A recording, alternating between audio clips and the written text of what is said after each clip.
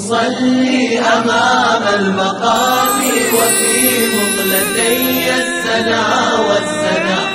أبا الأنبياء عليك الصلاة عليك السلام أبا الأنبياء. وقفت أصلي أمام المقام وفي مقلتي السنا والسنا.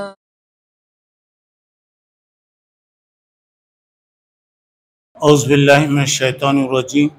بسم اللہ الرحمن الرحیم. محترم حضرات، اس سے پہلے حضرت موسیٰ علیہ السلام اور ان کے بھائی حضرت ہارون علیہ السلام کے تعلق سے آپ لوگوں نے تفصیلات سنا. آج انشاءاللہ کچھ پیغمبروں کے بارے میں مختصر آپ لوگوں کے سامنے بتایا جائے گا.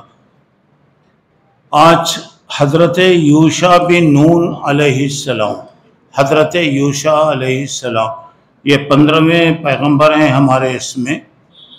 حضرت یوشع بن نون یہ حضرت موسیٰ علیہ السلام کے غلام تھے، موسیٰ علیہ السلام کے نوکر تھے، اور حضرت موسیٰ کے ساتھ سفر وغیرہ میں رہتے، اور یہ وہ خادم تھے جو بنی اسرائیل کو ہمت دلانے کے لیے، میں اس سے پہلے بتایا تھا کہ جو قوم غلام ہوتی ہے، غلامی کی زندگی کرتی ہے، اس کے اندر ہمت وغیرہ ختم ہو جاتی ہے. تو یہ گویا ہمت وغیرہ ان کی ختم ہو گئی تھی، تو اب ان کو ہمت دلانے اور دشمن سے مقابلہ کرنے کی دعوت دیتے. اور ان کا ذکر جو جگہ نام تو نہیں آیا ہے، بلکہ ایک نوجوان کا نام وَإِذْ قَالَ مُوسَىٰ لِفَتَاهُ پھر اس کے بعد فَلَمَّا جَاوَزَ قَالَ لِفَتَاهُ، یعنی حضرت موسیٰ علیہ السلام نے اپنے غلام سے کہا جب ان کو جہاں تک جانا تھا، 2 سمندروں کے ملنے کی جگہ، آپ وہاں پر جائیے، ہمارا ایک بندہ وہاں پر رہے گا، اس سے آپ ملاقات کیجئے. تو حضرت موسیٰ علیہ السلام اپنے غلام حضرت یوشع کے ساتھ نکلے. اب دونوں جا رہے ہیں جو سمندر جو ملنے کی جگہ، تو وہاں تک اصل ان کو جانا تھا. نشانی یہ بتائی گئی کہ تمہارے ٹفن میں جو مچھی رکھی ہوئی ہے، جو مچھی بنائی ہوئی تلی ہوئی ہے، کھانے کے طور پہ رکھی ہے، دیکھو یہ ٹفن خود بخود کھل جائے گا اور مچھلی جو ہے سمندر میں چلے جائے گی، وہی جگہ وہ آدمی آپ سے ملاقات کرے گا. تو خیر موسیٰ نے کہا کہ دیکھو یہ ٹفن کا خیال رکھو، اگر یہ ٹفن کھل گیا اور جہاں وہ کھلتا ہے مجھے اطلاع دے دو. تو دونوں ایک جگہ آرام کیے اور ٹفن کھلا، مچھلی چلے گئی، اور یوشع جو ہے بتانا بھول گئے. بہت دور جانے کے بعد حضرت موسیٰ نے کہا کہ بھائی یہ سفر میں کافی طبیعت تھک گئی ہے، چلو مچھلی وغیرہ ہے جو لا لو، وہ کھا لیں گے، اس کے بعد اپنا سفر جاری رکھیں گے. اس وقت انہوں نے کہا کہ ارے ہم جب آرام کر رہے تھے نا، اسی جگہ وہ ٹفن کھلا اور مچھی چلے گی. تو حضرت موسیٰ نے بتایا تھا نہیں مجھے، اصل وہ جگہ تھی، چلو پھر واپس آئے. اب اس کے بعد خیر وہ ایک آدمی وہاں پر تھے اور ان سے ملاقات ہوئی، سلام ہوا. اس کے بعد میں آپ کے ساتھ رہنا چاہتا ہوں. دیکھیے اب یہاں پر میں آپ کے ساتھ رہنا چاہتا ہوں. تو انہوں نے بتایا کہ نہیں، میرے ساتھ آپ نہیں رہ سکتے، آپ میرے ساتھ نہیں رہ سکتے. بولا کہ نہیں، میں آیا ہوں اتنے سفر سے، تو میں آپ کے ساتھ رہوں گا. تو انہوں نے کہا کہ میں جو بھی کام کروں گا کسی کو نہیں بولوں، کسی پوچھنا بھی نہیں، تو مجھے کیوں کرے بول کر بھی نہیں پوچھنا. اچھی بات ہے، ٹھیک ہے. اب دونوں میں بات ہوئی. اب غلام کو تو چھوڑ دیے، اب یہ دونوں نکلے. اب جب نکلے تو راستے میں سمندر سے دوسری جگہ جانا ہے، تو وہاں یہ کشتی تھی، کوئی غریب لوگوں کی، محنت مزدوری کرنے والوں کے. تو کشتی والے دیکھے بڑے نیک لوگ نظر آ رہے ہیں، یہ کشتی کے اندر بٹھا لیے. اب کشتی میں بٹھانے کے بعد کچھ دیر کے بعد اب وہ جو آدمی تھے ادھر ادھر دیکھے، کشتی کو ایک جگہ مار کے توڑ ڈالے. کشتی کو مار کے توڑ ڈالے۔ تو حضرت موسیٰ آپ کو معلوم بہت غصے والے آدمی ہیں، حضرت موسیٰ کا غصہ آپ کو معلوم ہے، کل میں بتایا تھا۔ تو حضرت موسیٰ نے فوری طور سے کہا کہ بھائی فری میں بٹھائے، ثواب کو سالن ڈالے تو نمک مرچی کم ہے بلا کے دے، تاکہ ثواب ملتا نہ، بالکل نے افطار کرا تو کیا رے گنجی بنایا، نمک کی سے مرچی بھی نہیں۔ اب لوگوں کی فطرت ہے نہ لینے کے ساتھ 360 باتیں کریں گے، بسم اللہ الحمدللہ، وہ سب نے لینے کے ساتھ ہی کھایا تو وہ کرتا، چائے لیا تو کیا رے چتل چائے، شکر بھی نہیں نمک بھی نہیں، ڈالا نمک ڈال کے دے ڈالنا اچھا رہتا ہے۔ تو یہ بعض لوگوں کی فطرت رہتی، پہلا نوالا لیتے ہی بسم اللہ بھی نہیں بولتا ہوں۔ اب یہاں موسیٰ علیہ السلام نے کہا کہ بھائی وہ کشتی والے ہمارے کو بٹھائے بغیر پیسے کے، پیسہ بھی نہیں لیے ہمارے پاس، اور وہ بیچارے محنت مزدوری کرنے والے ہیں، اب لوگ جا رہے ہیں تو تم ان کی کشتی کو توڑ ڈالے تو تم ظلم کرے نا۔ تو فوری انہوں نے کہا علم خلق، میں نہیں بولا تمہارے کو، میرے ساتھ رہے تو سوال نہیں کرنا بلانے، نہیں پوچھنا بلانے۔ تو حضرت موسیٰ بولے ہو بھائی صحیح بات ہے، پہلی غلطی ہے، معاف کر ڈالو، اچھی بات ہے۔ اب یہاں پہ چلیے اب ذرا آگے بڑھے۔ تو اب آگے بڑھے تو پہلے تو کشتی وہ کر ڈالے، اس کے بعد بچے چند کھیل رہے ہیں تو کوسے کو بچے کو پکڑے اسے جان سے مار ڈالے۔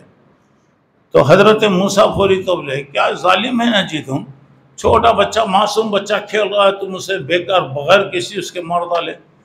پھر انہوں بولے علم اقل لک انک لن تستطیع معی صبرا، میں بولا نہیں تمہارے تمہیں صبر کرنا بولے تو مشکل ہے۔ بولے ہوگی بھی غلطی، کیا کرتے اب، چلو پھر میں نہیں پوچھوں گا۔ چلیے اور آگے بڑھے، کشتی سے اتر کر اب جا رہے ہیں تو رستے میں ایک بستی پر آئے تو ایسے لوگ ہیں کہ ایک نوالا کھانا بھی نہیں دیے، ایک نوالا کھانا بھی نہیں ان کو، کیا بھی ارے بھائی بھوک لگ رہی دیو بولے تو کوئی دینے کے لیے بھی تیار نہیں ہے۔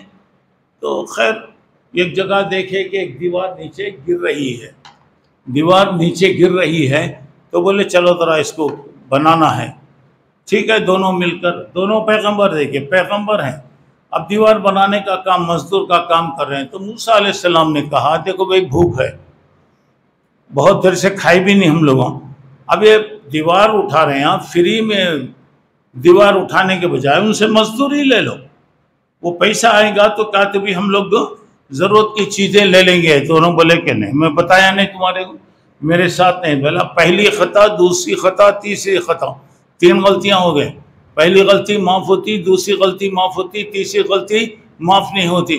عام طور سے لوگ بولتے ہیں پہلی خطا، دوسری خطا، تیسری خوف ہیں، پہلے غلطی کرا، دوسری کرا، تیسری بھی کر رہا، وہاں پر اب بول دیے کہ بس ہمارا تمہارا اور تمہارا یہاں پہ سفر جم نہیں سکتا بس ہے۔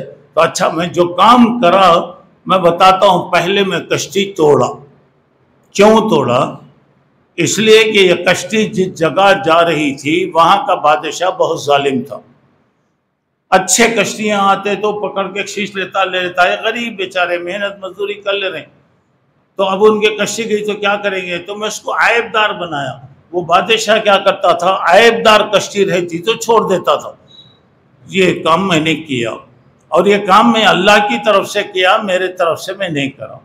دوسری بات، وہ بچے کو جو مارا گیا، باپ باپ نیک ہیں، بچہ برا ہے، آئندہ بہت بدماش نکلنے والا تھا، اللہ کے حکم سے بچے کو مار دیے، وہ اس کے بجائے اللہ تعالیٰ ماں باپ کو دوسرا بچہ دے دیا۔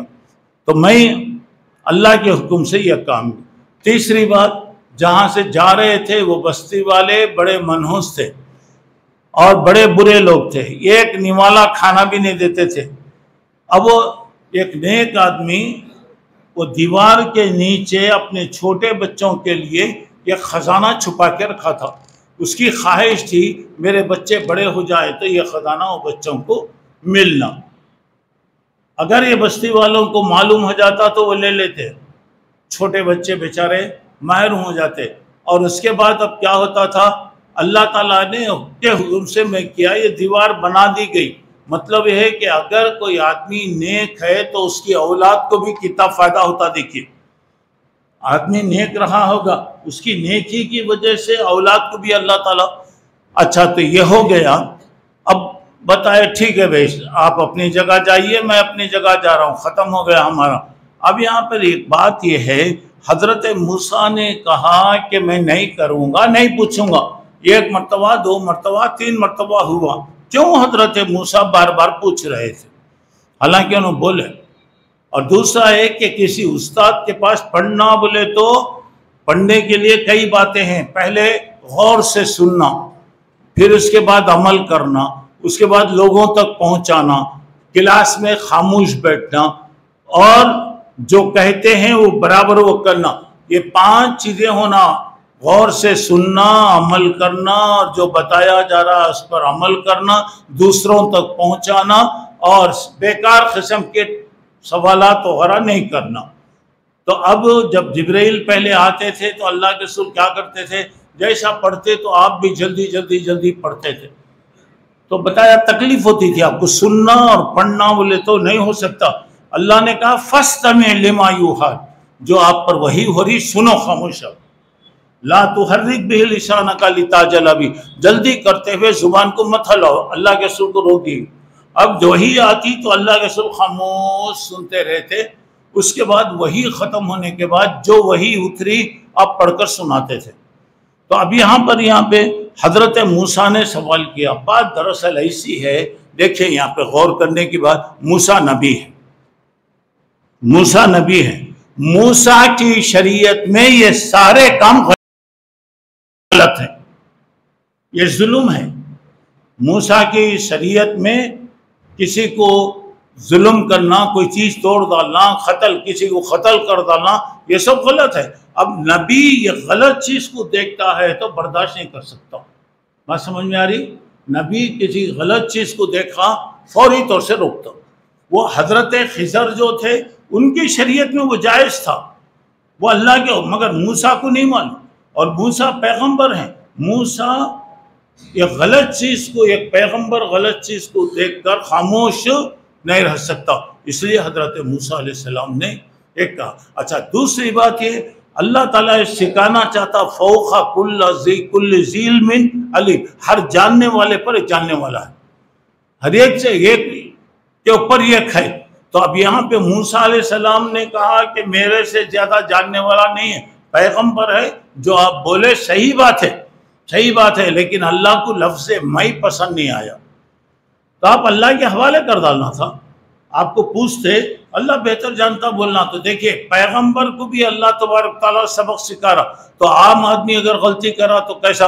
اچھا تو چلیے اس کے بعد میں بتایا تھا، کل بولا تھا کہ حضرت خضر لوگوں میں مشہور ہیں کہ وہ جنگلوں میں رہتے ہیں. کوئی بھٹک گیا کوئی بھی ہے تو اس کو راستہ بتاتے، گائیڈنگ کرتے ہیں. یہ بات ہے. اب یہاں پہ کیا بات ہے؟ اللہ کے نبی نے فرمایا صلی اللہ علیہ وسلم، اگر آج موسیٰ علیہ السلام زندہ ہوتے، میرا طریقہ وہ پاتے، تو ان کا کام تھا کہ وہ فوری مسلمان ہو جاتے. اگر وہ مسلمان نہیں ہوتے تو اس کا مطلب یہ ہے کہ غلطی کرتے. موسیٰ علیہ السلام کو کہا گیا لو کانا موسیٰ حیا ما وصیہ الا اتباع، موسیٰ بھی آج ہوتے تو میری پیروی کرنا پڑتا. تو مطلب یہ ہو رہا ہے کہ خضر اگر زندہ ہیں تو اللہ کے نبی صلی اللہ علیہ وسلم سے ملنا چاہیے تھا، لیکن اللہ کے رسول سے نہیں ملے. مطلب صحیح بات ہے، وہ بھی انسان تھے، انسان کی طرح زندگی کرے. اب ان کا انتقال بھی ہو گیا. اور دوسری بات یہ ہے کہ کیا خضر جو ہیں پیغمبر تھے؟ پیغمبر تھے. بعض لوگ کہتے ہیں کہ وہ پیغمبر تھے. اللہ کہہ رہا ہے عبدم من عبادنا، ہمارے بندوں میں سے ایک بندہ کہا ہے، لیکن اس کے بعد اللہ کہہ رہا رحمتم من ربک، یہ اللہ کی ایک رحمت ہے. اسی سے لوگ کہتے ہیں کہ خضر بھی ایک پیغمبر تھے. اب جو بھی رہے ہوں گے ہمارا اس سے زیادہ وہ نہیں ہے. اب یہاں پہ بتانے کا مطلب، یہاں پر ذرا غور کرنے کے بات یہ ہے کہ حضرت یوشع فلسطین داخل ہونے سے پہلے جب بنی اسرائیل بدماشی کرے تو 40 سال تک ان کو سزا، یہ میدان میں رہنا، کہیں بھی نہیں جا سکتے. 40 سال کے بعد یہ جنریشن ختم ہو گیا، ایک نسل ختم ہو تو اس کے بعد جا سکتے. 40 سال تک حضرت یوشع علیہ السلام وہ جنگل میں ان کی رہنمائی کرتے تھے. ان کی نگرانی یہ کرتے تھے۔ اچھا اب یہاں پر جو بات ہے ذرا غور کرنے کی بات ہے کہ اللہ تعالیٰ اگر کسی کو کوئی نعمت دیتا ہے تو اس پر اللہ کا شکر ادا کرنا چاہیے۔ نمبر 2، گھمنڈ اور تکبر آدمی کے دل میں نہیں آنا۔ تیسری بات یہ ہے کہ آدمی عاجزی اختیار کرا تو ہر جگہ اس کو کامیابی ہوتی ہے۔ دوسری بات یہاں پہ بتایا گیا کہ اگر آپ کو کوئی مصیبت آئے، سخت سے سخت مصیبت اگر آ گئی تو کبھی آپ کو مایوس نہیں ہونا، کبھی بے ہمت نہیں ہونا، اللہ تعالیٰ سے امید رکھنا، اللہ تعالیٰ راستہ پیدا کرتا۔ اور اس کے بعد یہاں پر ذرا غور کرنے کی بات ہے کہ اللہ کی نعمتیں ملنے کے بعد اگر اس کی کوئی ناقدری اگر کر رہا ہے تو اللہ تعالیٰ کا عذاب آئے گا۔ اچھا اب اسی سلسلے کا اور ایک وہ ہے حضرت حزقیل علیہ السلام۔ یہ گویا اب یہاں پر دیکھیے حضرت موسیٰ کے بعد بنی اسرائیل میں بہت پیغمبر آئے، جیسا کہ آپ کو معلوم 2 سلسلے چلے۔ حضرت اسحاق کے بعد حضرت ابراہیم کی اولاد میں یہ بادشاہوں کا سلسلہ بھی چلا، دوسرا نبیوں کا سلسلہ بھی چلا۔ تو یہاں پہ حضرت یوشع جو تھے ان کے بعد حضرت حزقیل کو اللہ تعالیٰ نبی بنا کر بھیجا۔ یہ حضرت موسیٰ کے زمانے کے یہ تھے، اور یہ گویا سمجھیے کہ اس زمانے میں لوگوں کو سمجھانے ایک ایک علاقے میں ایک ایک آدمی کا کام جیسا ہوتا تھا، حضرت حزقیل کا کام یہی تھا۔ اب ان کے والد بچپن میں انتقال کر گئے تھے۔ ذرا غور کیجئے گا کہ حضرت حزقیل کی والدہ تھی، بہت عمر والی تھیں، بڑی بوڑھی تھیں، تو یہ ماں کی رات دن ہمیشہ خدمت کرتے تھے۔ ان کو اسی واسطے ابن العجوز، بڈھی کا بیٹا بول کے لوگ بولتے تھے، بنی اسرائیل میں بوڑھی کا بیٹا۔ اب ان کی ماں ضعیف تھی تو یہ اس کی برابر خدمت کرتے تھے۔ وہ ماں کی خدمت کا بدلہ اللہ ان کو نبی کی شکل میں دیا۔ بہت بڑی بات دیکھیے، اللہ تعالیٰ ان کو نبی بنایا۔ اور یہاں پر اب ذرا دیکھیے، آپ ہے گھر میں ہے، کام والے ہے، کر رہے ہیں، سب بھی کر رہے ہیں، آپ کیا کر رہے ہیں؟ میں کیا کر رہا ہوں؟ کام والے کر رہے ہیں، سب کر رہے ہیں، ان کا فرض نہیں ہے کرنا، ہمارا فرض ہے۔ جب ہم چھوٹے تھے تو ہمارا گوموت اٹھائے نہیں اٹھائے، ہماری خدمت کرے نہیں کرے، ہم کیا کر رہے ہیں؟ آج آپ کے پاس پیسہ ہے، 4 آدمیوں کو رکھتا لے، نوکروں کو رکھتا لے، کام کر رہے ہیں، سب برابر ہے، تم کیا کر رہے ہیں؟ تمہارا کیا کام ہو رہا؟ یہ تو تمہارا فرض ہے ہمارا، تو ماں باپ کے خدمت کرنا۔ جیسے ہم چھوٹے تھے، اب اس کے بعد خیر ماں باپ کا انتقال ہوا تو اللہ نے کیا سکھایا؟ رب ارحمہما کما ربیانی صغیرا۔ اللہ میں جب تک چھوٹا تھا وہ جیسا میرے ساتھ مہربانی کرے، اللہ تو ان کے ساتھ ویسا مہربانی کر، دعا کرنے کا اللہ تعالیٰ نے حکم دیا۔ اچھا تو یہاں دوسری بات یہاں پہ دیکھیے، قرآن مجید میں حضرت حزقیل کا نام کہیں بھی نہیں آیا، البتہ سورہ بقرہ کے دوسرے پارے کے آخر میں ایک واقعہ وہاں پر آیا ہے۔ کیا ہے؟ حضرت حزقیل علیہ السلام لوگوں کو جہاد کے لیے آمادہ کرے اور ان کو لے کر جا رہے ہیں، تو یہ آپ کو معلوم ہے کہ یہ لوگ پہلے بھاگ جاتے تھے، پہلے دھوکہ دیتے تھے۔ تو اس وقت حضرت حزقیل نے بد دعا کرا۔ کبھی یاد رکھو میرے بھائیوں، کسی کی بد دعا نہیں لینا، کسی کی بد دعا نہیں لینا ہے، ہوتا تو دعا لے لو، کیا بھی کر ڈالو، دعا کرو۔ کوئی بھی ایک آدمی کر رہا ہے میرے ساتھ، کوئی بھلائی کر رہا، کوئی بھی کر رہا، میں بیان کر رہا ہوں، پانی کی ضرورت ہے، کوئی لا کے دیا تو میں کیا بولتا ہوں؟ جزاک اللہ، اللہ آپ کو بدلا دے۔ اتنا تو کم از کم وہ کر دیں کہ ہم اس کے لیے دعا کریں، مگر کسی کی بد دعا نہیں لینا، کیونکہ اگر مظلوم ہے تو اس کی بد دعا بہت جلدی اللہ کے پاس پہنچتی۔ اچھا تو یہاں پہ دیکھیے، حضرت حزقیل پوری فوج کو، بہت بڑی جماعت نکلی جہاد کے لیے، بہت بڑی جل کے، مگر رستے میں کیا کرے؟ بدماشی کرے لوگوں۔ تو حضرت حزقیل علیہ السلام نے بد دعا کیا، بد دعا کیا کہ اللہ تو ان کو سب کو ہلاک کر ڈال۔ لوگ ہلاک ہو گئے، مر گئے۔ حضرت حزقیل جب وہاں سے گزر رہے تھے تو دیکھا کہ پورے لوگ مر گئے ہیں، تو اس کے بعد انہوں نے کہا کہ اللہ ان کو تو زندہ کر دے، اللہ تو زندہ کر دے، کیونکہ ان کو معلوم ہونا عبرت کیا ہوتی، انکار کرنے کا انجام کیا ہو رہا، وہ معلوم ہونے کے لیے بتایا اللہ تو زندہ کر دے۔ دیکھیے، الم تری الی الذین خرجوا من دیارہم وہم الوف، کیا آپ کو نہیں معلوم کہ وہ لوگ ہزاروں کی تعداد میں جہاد کے لیے نکلے؟ فقال لهم اللہ موتوا، وہ نبی کی بد دعا سے بتایا، اللہ نے کہا کہ تم مر جاؤ، پورے لوگ مر گئے۔ اس کے بعد ثم احیاہم، پھر اللہ ان کو زندہ کر دیا۔ تو یہاں پہ کیا ہے؟ ان اللہ لذو فضل علی الناس ولکن اکثر الناس لا یشکرون، اللہ تبارک و تعالیٰ کا ایک فضل ہے، اللہ تعالیٰ کی مہربانی ہے، مگر لوگ نہیں جانتے تھے کہ مر گئے، پیغمبر کی بد دعا لگ گئی، بولے نہیں اللہ ان کو زندہ کر دے تاکہ ان کو نصیحت ہونا، عبرت ہونا، اللہ تعالیٰ نے زندہ کر دیا۔ اب اس کے بعد ذرا غور کر کے دیکھیے تو بہرحال حضرت یوشع علیہ السلام، حضرت حزقیل علیہ السلام، یہ تمام گویا حضرت موسیٰ علیہ السلام کے قریبی جمان کے تھے۔ اور دوسری بات یہاں پہ، انسان جب یقین کرے کہ موت و حیات اللہ کے ہاتھ میں ہے، وہ اللہ کے فیصلے کے خلاف نہیں کر سکتا۔ یہاں تو مار دیا گیا، پھر زندہ کر دیا گیا۔ جب آدمی کو معلوم ہو جائے کہ موت اور حیات اللہ کے ہاتھ میں ہیں تو انسان اللہ کے فیصلے کے خلاف کوئی کام نہیں کرے گا۔ پھر اس کے بعد یہاں پہ آدمی کو کوشش کرنا، محنت کرنا، ہمارا کام کوشش کرنا ہے، کوشش کا نتیجہ اللہ کے ہاتھ میں ہے۔ بات سمجھ میں آ رہی؟ ہمیں کوشش کریں گے لیکن ہم نتیجہ نہیں جاتے، نتیجہ اللہ تبارک تعالیٰ کے ہاتھ میں ہے۔ ہاتھ پیر مار کے بیٹھنا، ہاں میری قسمت میں کیسا ہے ویسا ہوتا نہیں، قسمت اسے نہیں بولتے۔ قسمت کا مطلب یہ ہے آپ کوشش کرنا، محنت کرنا، محنت کرنے کے بعد اس کا رزلٹ جو ہے وہ اللہ کے ہاتھ میں، یہ ہے تقدیر۔